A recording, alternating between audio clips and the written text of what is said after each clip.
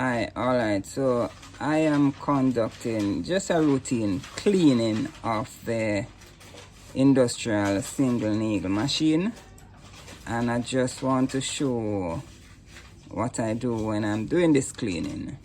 So if you notice, there's some fabric fiber, so there. So this is the tray that does the collection of the fibers, and you will notice I use a brush like this. This is just a paintbrush, and I use it to just wipe these surface clean, and then I use a piece of white cloth to just wipe that in.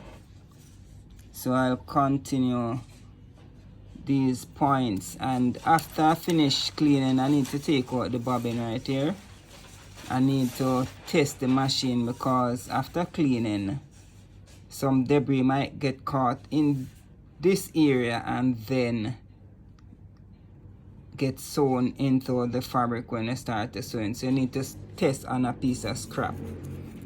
So this is the main area where I clean, right? Ensure that these are cleaned.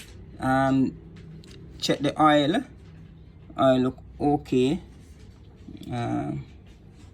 So yeah, technically that's it.